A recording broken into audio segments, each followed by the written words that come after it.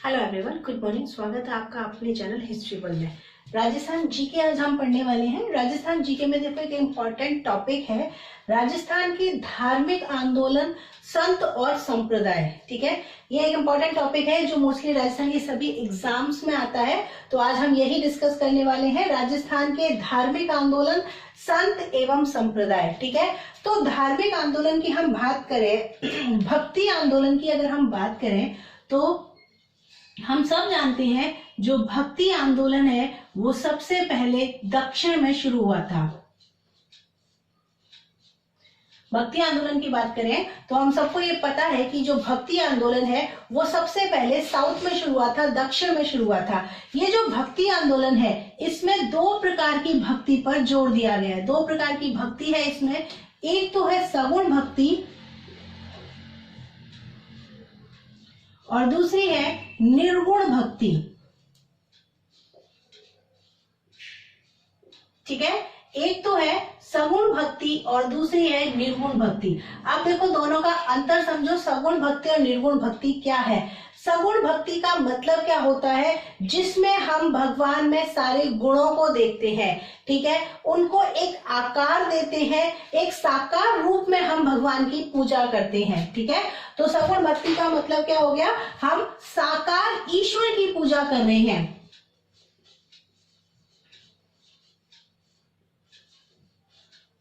ठीक है, सगुण भक्ति का मतलब क्या हो गया, इसमें हम एक साकार ईश्वर की पूजा करते हैं और भजन कीर्तन ये सब इसमें शामिल होते हैं, माला से पूजा करना ये सब इसमें शामिल होते हैं। वहीं पर निर्गुण भक्ति का मतलब क्या होता है, यहाँ पर एक हम निराकार परमेश्वर की पूजा कर रहे हैं।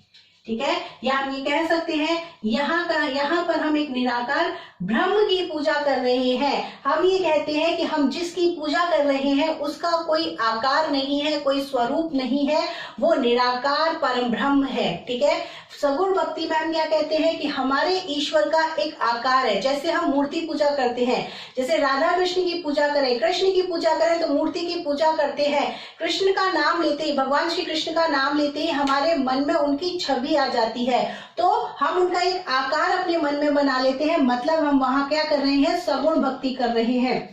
और जहां पर हम ये बोलते हैं कि हमारे भगवान का कोई आकार नहीं है, कोई स्वरूप नहीं है, वो निराकार है, निर्गुण है, वहीं पर हम क्या कर रहे हैं, निर्गुण ब्रह्म की, निराकार ब्रह्म की पूजा कर रहे हैं। मतलब हम क्या कर रहे हैं, निर्गुण भक्ति पर जोर दे रहे हैं। ठीक है, अगर हम यहाँ इनके संतों के बारे में बात करें तो सगुण भक्ति में आ जाते हैं रामानुज। जैसे मैंने अभी बताया था, भक्ति जो है, भक्ति आंदोलन जो है वो दक्षिण से शुरू हुआ है, तो रामानुज जो है वो दक्षिण के संत रहे हैं। इनके बाद में रामानंद जो भक्ति आंदोलन को उत्तर में लेकर आए। ठीक है, इसके बाद में है मीराबाई,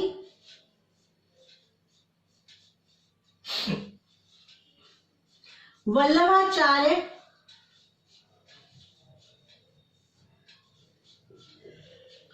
गबरीबाई जिसको बागड़ की मीरा भी बोलते हैं। ठीक है, ये है कुछ सगुण भक्ति के संत। ठीक है, अगर हम निर्गुण भक्ति के संतों की तरफ ध्यान दें तो वहीं आ जाते हैं अपने कबीर जी,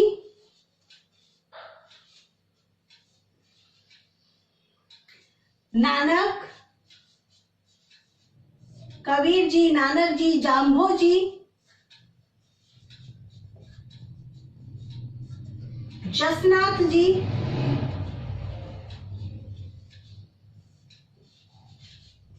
दादू दयाल जी, रज्जब जी।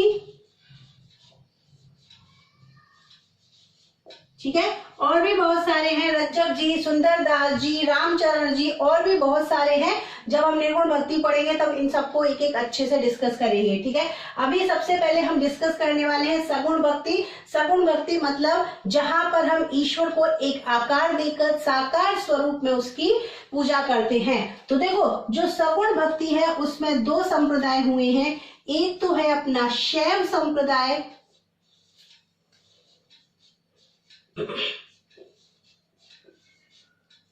ठीक है, एक तो है शैव संप्रदाय और दूसरा है वैष्णव संप्रदाय।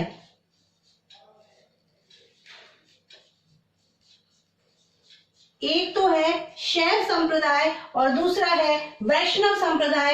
शैव संप्रदाय जहां प्रधान देव शिव को माना जाता है, शिव की पूजा की जाती है, और वैष्णव संप्रदाय जहां पर प्रधान देव विष्णु को माना जाता है और विष्णु की पूजा की जाती है। ठीक है, शैव संप्रदाय जहां प्रधान देव किसको माना जाता है, शिव को माना जाता है और भगवान शिव की ही पूजा की जाती है। वहीं पर वैष्णव संप्रदाय में सबसे बड़ा विष्णु को, प्रधान देव विष्णु को माना जाता है और भगवान विष्णु की ही पूजा की जाती है। शैव जो संप्रदाय है, जो भगवान शिव के भक्त हैं, उनको दक्षिण में नयनार कहा जाता है। ठीक है, नोट कर लीजिए, जो भगवान शिव के भक्त हैं दक्षिण में जो हुए हैं, उनको दक्षिण में नयनार कहा गया है। दक्षिण में नयनार किया गया। टोटल कितने संतों की बात की गई है? 63 वहां पर नयनार संतों की बात की गई है। वहीं पर जो विष्णु के भक्त हैं उनको आलवार संत कहा गया है। ठीक है, उनको आलवार संत कहा गया है और टोटल 12 आलवार संतों की वहां पर हमें उल्लेख प्राप्त होता है। तो यहाँ तक क्लियर हो गया आपका शैव संप्रदाय, जिसमें भगवान शिव को प्रधान देव मानकर उनकी पूजा की जाती है। दक्षिण में शैव संतों को क्या बोला गया है? नयनार बोला गया है। और वहां पर हमें कितने शैव संतों का उल्लेख प्राप्त होता है? तो 63 शैव संतों का उल्लेख प्राप्त होता है। और वहीं अगर हम बात करें वैष्णव संप्रदाय की, तो वो संत जो भगवान विष्णु को प्रधान देव मानकर उनकी पूजा करते हैं, और दक्षिण में इनको क्या बोला गया है? आलवार संत कहा गया है। और हमें कुल कितने संतों की जानकारी दक्षिण में प्राप्त होती है? 12 आलवार संतों की जानकारी प्राप्त होती है। तो सबसे पहले हम बात करते हैं शैव संप्रदाय की।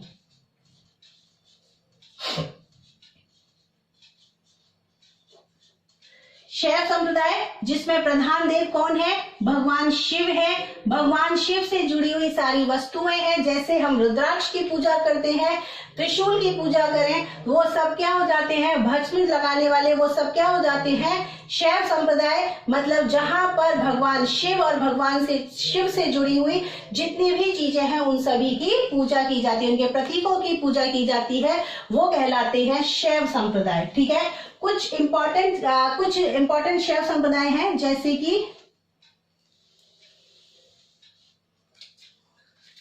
सबसे पहले नंबर पे आता है नाथ संप्रदाय।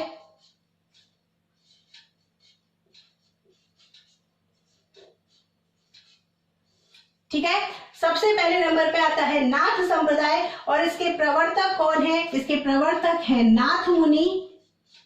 इन्हीं के नाम पर इस संप्रदाय का नाम रखा गया है। अन्य संतों की अगर हम बात करें तो अन्य संतों में आ जाते हैं मत्तेश्वरनाथ,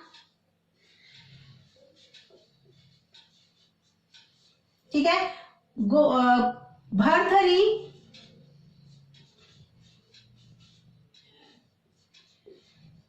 गोरखनाथ, ये इस संप्रदाय के प्रमुख संत हैं। मत्तेश्वरनाथ, भरथरी, गोरखनाथ, ये सब कौन है? इसी संप्रदाय के, नाथ संप्रदाय के प्रमुख संत हुए हैं। भरथरी की हम बात करें तो इनकी समाधि हमारे राजस्थान में है। कहां पर है इनकी समाधि? सरिस्का में,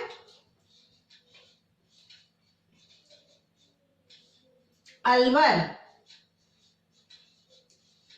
ठीक है, भरथरी की समाधि हमें कहां प्राप्त होती है? अपने राजस्थान में, सरिस्का, अलवर में। ठीक है, ये नाथ संप्रदाय जो इनके प्रवर्तक कौन है? नाथ मुनि है। अन्य संतों की हम बात करें तो मतेंद्र, भरथरी, गोरखनाथ। ठीक है, अब हम बात करते हैं नाथ संप्रदाय के राजस्थान में केंद्र कहाँ कहाँ है।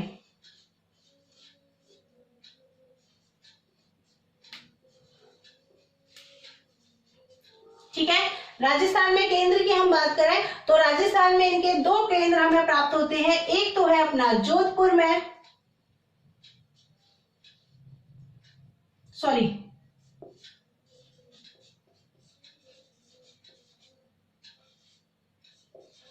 प्रमुख केंद्र इसका राजस्थान में जोधपुर में है।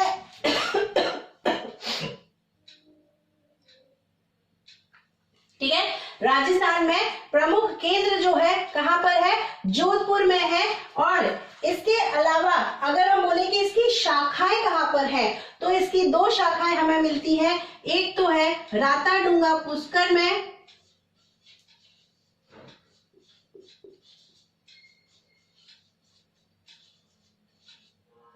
ठीक है, और ये कौन सी शाखा है, ये है बैरागपंथी शाखा, ठीक है। राजस्थान में नाथ संप्रदाय का प्रमुख केंद्र कहां पर है, जोधपुर है। दो शाखाएं हमें यहाँ पर राजस्थान में मिलती हैं। पहली तो है बैराग पंथ, जिसका केंद्र कहां पर है, राताडूंगा पुष्कर में है। और दूसरी है माननाथी पंथ, जिसका केंद्र कहां पर है, जोधपुर का महामंदिर,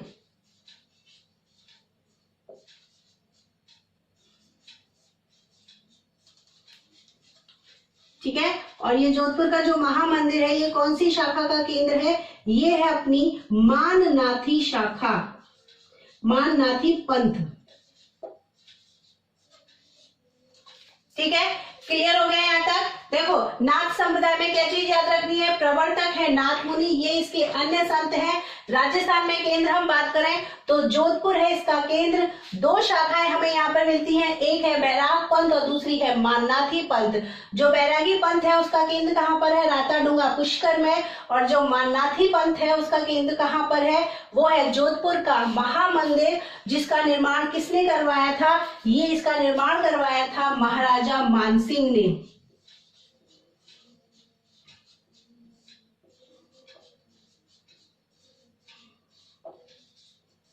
ठीक है। किसने करवाया था इसका निर्माण, महाराजा मानसिंह ने। क्लियर हो गया यहाँ तक। आगे बढ़ते हैं।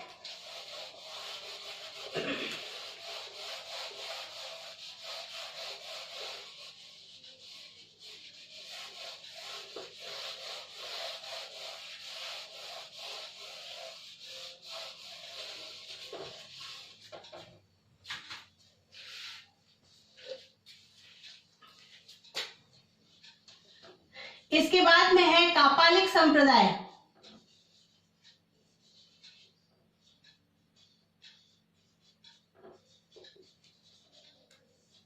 ठीक है।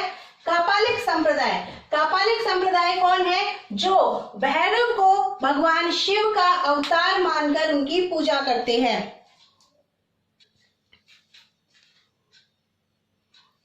तो कापालिक संप्रदाय कौन हो गए, जो भैरव को भगवान शिव का अवतार मानकर उनकी पूजा करते हैं। किसकी पूजा करते हैं, भैरव की पूजा करते हैं, भगवान शिव का उनको अवतार मानते हैं। भैरव को भगवान शिव का अवतार मानते हैं। और ये लोग कैसे होते हैं, तांत्रिक होते हैं, शमशानवासी होते हैं,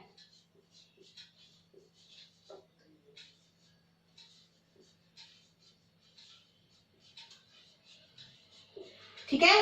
तांत्रिक और शमशानवासी, ठीक। कापालिक जो भैरव की पूजा करते हैं, तांत्रिक होते हैं, शमशानवासी होते हैं, और नरबली, मुंडमाल, ये सब मुंडमाल धारण करते हैं, नरबली करते हैं, सुरापान करते हैं, ये सब इनकी पहचान होती है, ठीक है।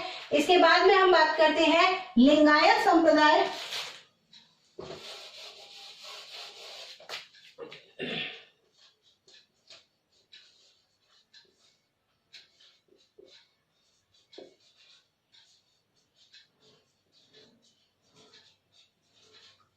लिंगायत संप्रदाय जो भगवान शिव की लिंग रूप में पूजा करते हैं, वो है लिंगायत संप्रदाय के। आगे नेक्स्ट आता है कश्मीरी शैव संप्रदाय।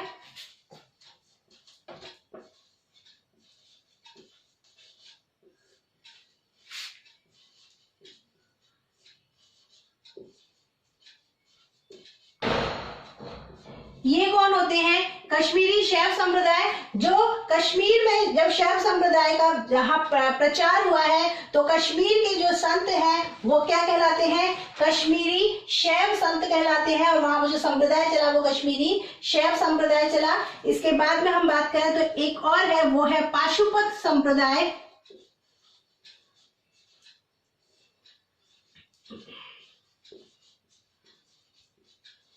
देखो जो पाशुपत संप्रदाय है इसी का एक नाम और है, वो है लकुलिश संप्रदाय।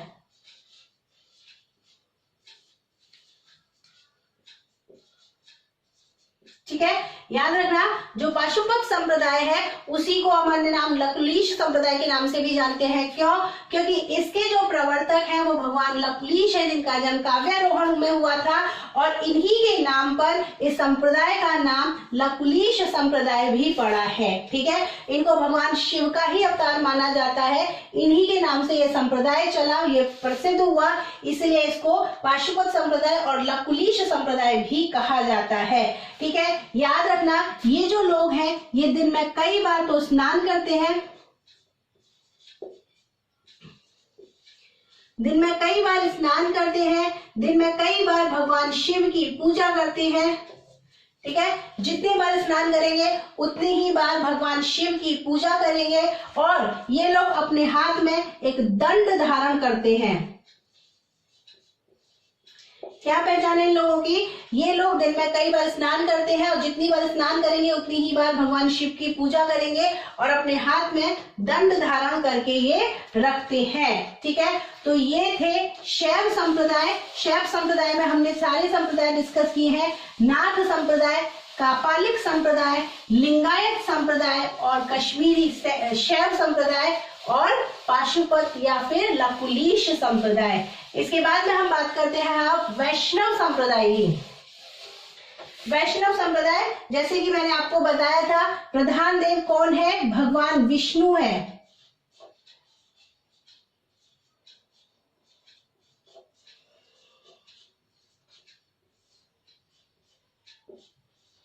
ठीक है, जैसे मैंने अभी आपको शैव संप्रदाय में बताया था, प्रधान देव भगवान शिव और शिव के प्रतीक की पूजा वहां पर की जाती है, जैसे रुद्राक्ष की पूजा, नागों की पूजा, त्रिशूल की पूजा। ठीक है, उसी तरीके से जो वैष्णव संप्रदाय है वहां पर भगवान विष्णु की और भगवान विष्णु के प्रतीकों की पूजा की जाती है, जैसे उनके चक्र की पूजा की जाती है। ठीक है, तो भगवान विष्णु और भगवान विष्णु के प्रतीकों की पूजा की जाती है, वो कौन सा संप्रदाय है? वो है शैव संप्रदाय। ठीक है, शैव संप्रदाय के कुछ प्रमुख संप्रदाय हुए हैं, वो हम देखते हैं। सबसे पहले है रामानुज संप्रदाय।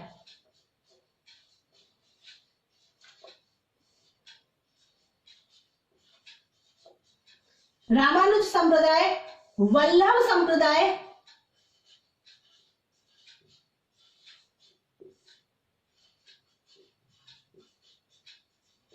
ठीक है, रामानुज संप्रदाय, वल्लभ संप्रदाय, गौड़ीय संप्रदाय,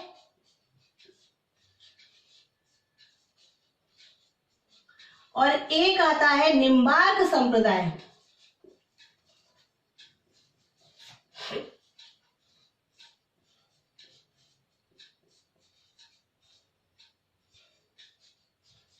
ठीक है, चार प्रमुख संप्रदाय हैं इसके, रामानुज संप्रदाय, वल्लभ संप्रदाय, गौड़ीय संप्रदाय और निम्बार्क संप्रदाय। तो सबसे पहले निम्बार्क संप्रदाय देखते हैं। ये देखो, निम्बार्क संप्रदाय का एक अन्य नाम भी है, वो है हंस संप्रदाय। ठीक है, निम्बार्क संप्रदाय को एक अन्य नाम से भी जानते हैं, वो है हंस संप्रदाय। प्रवर्तक की हम बात करें निम्बार्क संप्रदाय के, तो प्रवर्तक हैं इनके निम्बार्क जी, निम्बार्काचार्य।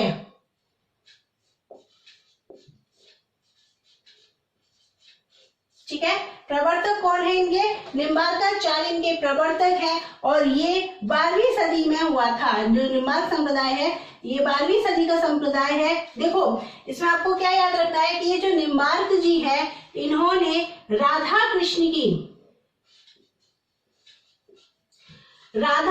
के युगल स्वरूप की पूजा करने पर जोर दिया है।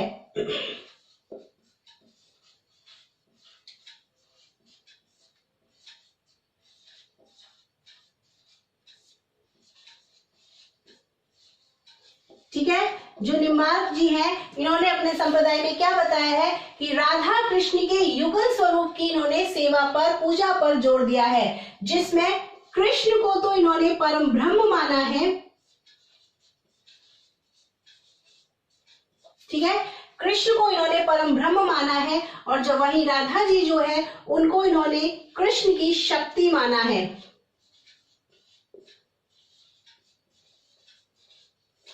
ठीक है ना।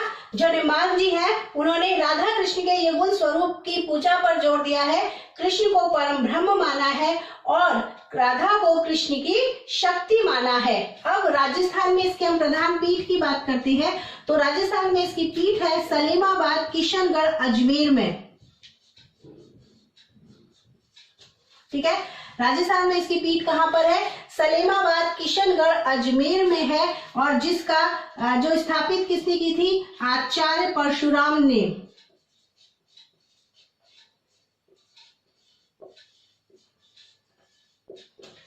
निम्बार्क संप्रदाय के बारे में यही 2-3 इंपॉर्टेंट बातें हैं। 12वीं सदी का ये संप्रदाय है, प्रवर्तक है निम्बार्काचार्य। राधा कृष्ण के युगल स्वरूप की सेवा पर इन्होंने जोर दिया है, कृष्ण को परम ब्रह्म और राधा को कृष्ण की शक्ति माना है। राजस्थान में प्रमुख पीठ हम बात करें तो सलेमाबाद, किशनगढ़, अजमेर में है, और जो स्थापित किसने की थी? आचार्य परशुराम ने इसको स्थापित किया था। इसके बाद में हम पढ़ते हैं गौड़ीय संप्रदाय।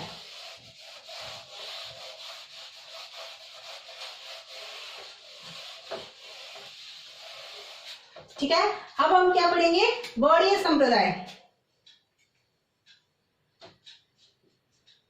तो देखो प्रवर्तक इनके कौन है?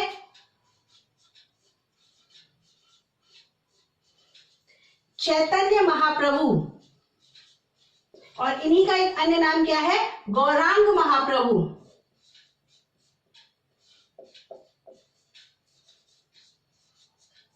और आप एक बात और याद रखना, जो गौड़ीय संप्रदाय है उसी को हम ब्रह्म संप्रदाय के नाम से भी जानते हैं। जो गौड़ीय संप्रदाय है उसी को हम ब्रह्म संप्रदाय के नाम से भी जानते हैं। प्रवर्तक कौन हो गए इसके? प्रवर्तक है इसके माधवाचार्य।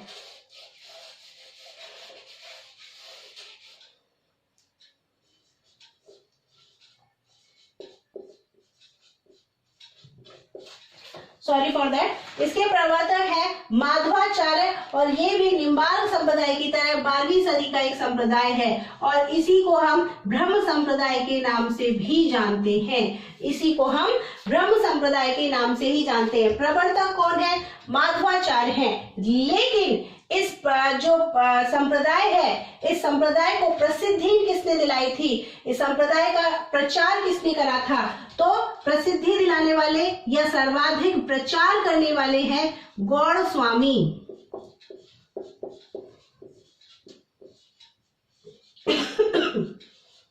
ठीक है, प्रसिद्धि दिलाने वाले या सर्वाधिक प्रसार करने वाले हैं गौड़ स्वामी, और इन गौड़ स्वामी के नाम पर ही इनका नाम क्या पड़ा है? गौड़ीय संप्रदाय पड़ा है। गौड़ स्वामी के नाम पर ही संप्रदाय का नाम गौड़ीय संप्रदाय पड़ा है। क्लियर हो गया? प्रवर्तक है माधवाचार्य, 12वीं सदी का ये संप्रदाय है। प्रसिद्धि दिलाई थी गौड़ स्वामी ने, या सर्वाधिक प्रचार किया था गौड़ स्वामी ने, और इसीलिए इस संप्रदाय को गौड़ीय संप्रदाय भी कहा जाता है। क्लियर हो गया? देखो माधवाचार्य जी के बारे में आप 2-3 बात याद रखना। इनके सबसे पहले तो इनकी ग्रंथ की हम बात कर लेते हैं। देखो सबसे पहले इनके ग्रंथ की हम बात करते हैं, तो इनका ग्रंथ कौन सा है? पूर्ण प्रज्ञाभास।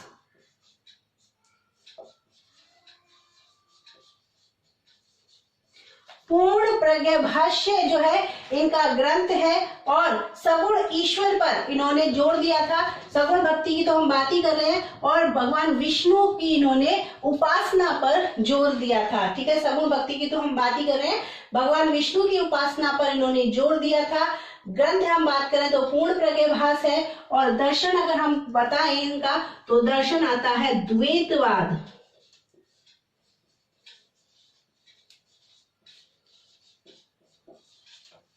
इनका दर्शन कौन सा है? द्वैतवाद है। भगवान विष्णु का जो इन्होंने जिस स्वरूप की उपासना की थी वो था सत चित आनंद, मतलब सच्चिदानंद।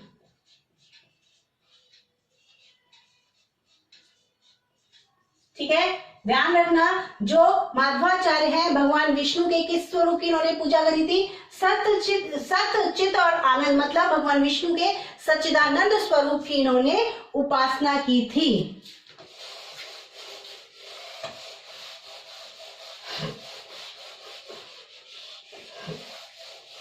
अब लेते हैं वल्लभ संप्रदाय। वल्लभ संप्रदाय जो किसने प्रतिपादित किया था? वल्लभाचार्य जी ने प्रतिपादित किया था।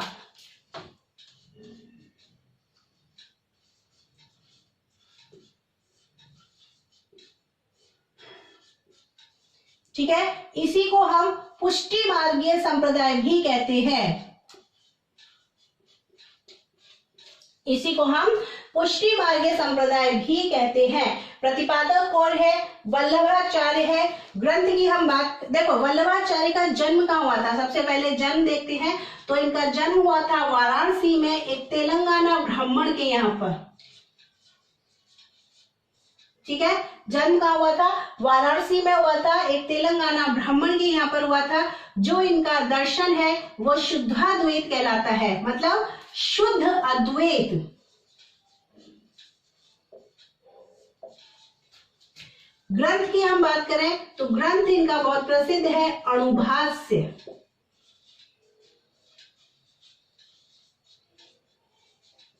इनके उत्तराधिकारी हुए थे, जो इनके पुत्र थे वो थे विठल नाथ जी।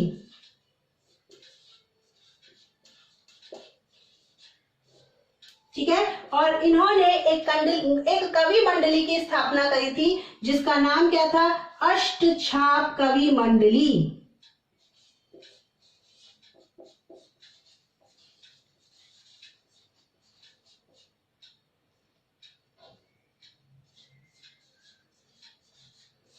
ठीक है, अब वल्लभाचार्य जी ने वृंदावन में,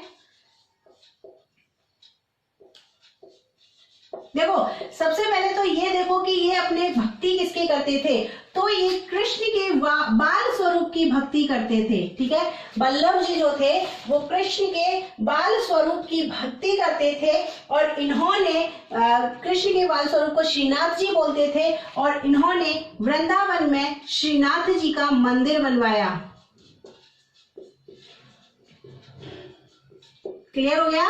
कहां पर बनवाया इन्होंने? वृंदावन में श्रीनाथ जी का मंदिर बनवाया, जो इस संप्रदाय की प्रमुख पीठ हुआ करती थी। ठीक है, जो इस संप्रदाय की प्रमुख पीठ हुआ करती थी। लेकिन जब औरंगजेब ने 1669 में 1669 में जब मंदिरों को तोड़ने का आदेश दिया, तो यहाँ से दो पुजारी भागकर राजस्थान आए। वो दो पुजारी कौन से हैं? गोस्वामी दामोदर जी और गोविंद।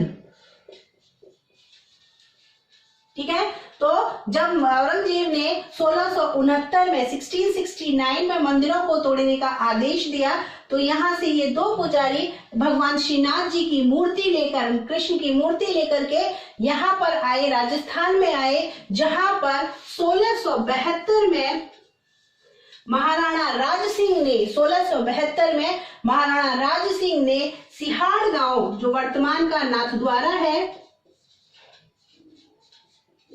मंदिर बनवाया, श्रीनाथ जी का मंदिर बनवाया, और इस मूर्ति को वहां पर स्थापित करवाया।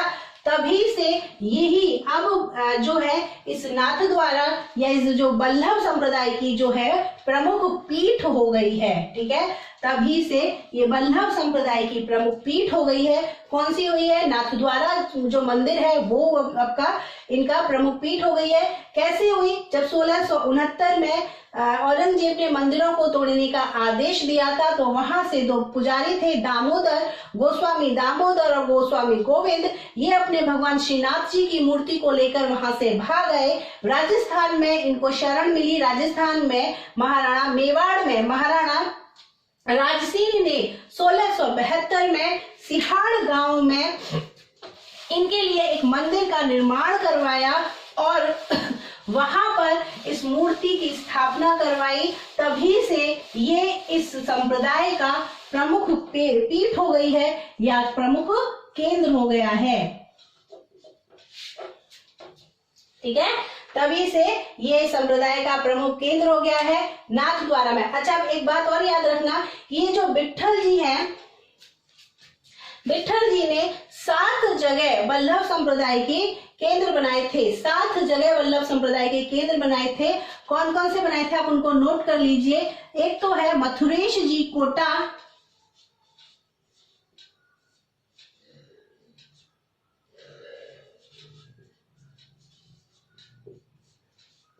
ठीक है। दूसरा है द्वारकाधीश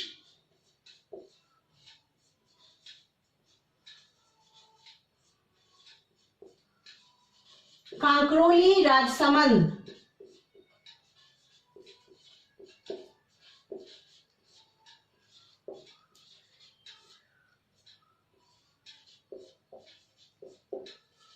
ठीक है।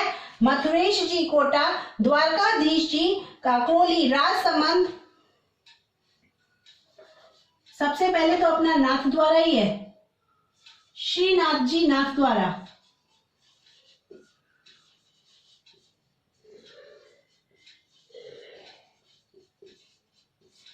फिर मथुरेश जी कोटा, द्वारकाधीश जी कांकरोली राजसमंद, गोकुल चंद्र जी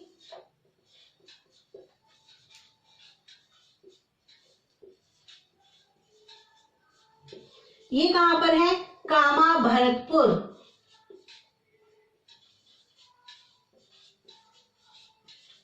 गोकुल चंद्र जी कामा भरतपुर, मदन मोहन जी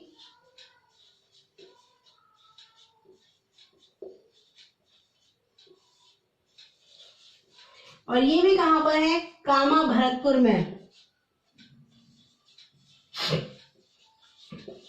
ये भी कहां पर है, कामा भरतपुर में। इसके बाद में ये तो देखो, ये तो 5 जो है ये राजस्थान में ही है। ये जो 5 है ये राजस्थान में ही है। इसके अलावा 2 जो है मंदिर वो राजस्थान से बाहर है। एक तो है यूपी में और दूसरा है गुजरात में। एक पीठ है यूपी में। यूपी में कहां पर है, गोकुलनाथ जी,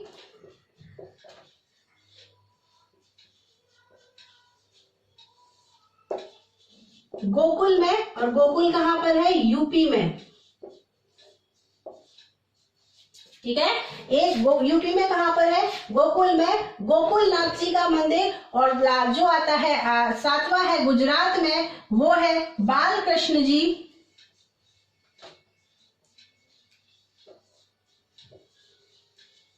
सूरत गुजरात, ठीक है। तो विट्ठलनाथ जी ने 7 जगह, विट्ठलनाथ जी ने 7 जगह इसकी पीठ स्थापित करवाई थी, इनके प्रमुख मंदिर बनवाए थे, ठीक है। कहाँ से, नाथद्वारा। ये तो प्रमुख पीठ है ही नाथद्वारा में श्रीनाथ जी का मंदिर। अन्य पीठ की हम बात कर लें तो मथुरेश जी कोटा, द्वारकाधीश जी कांकरोली राजसमंद, गोकुल चंद्र जी कामा भरतपुर, मदन मोहन जी कामा भरतपुर, गोकुलनाथ जी गोकुल यूपी और बालकृष्ण जी सूरत में गुजरात में। अच्छा, जब मैंने आपको चित्र शैलियां पढ़ाई थी तो मैंने वहां पर किशनगढ़ शैली पढ़ाई थी। और किशनगढ़ शैली में आपको याद हो तो मैंने बताया था जो सावंत सिंह थे वो इस संप्रदाय से इतने ज्यादा प्रभावित थे, इस संप्रदाय से इतने ज्यादा प्रभावित थे कि उन्होंने कृष्ण की भक्ति की और कृष्ण की भक्ति के लिए अपना सब कुछ, अपना राजपाट सब कुछ छोड़ दिया।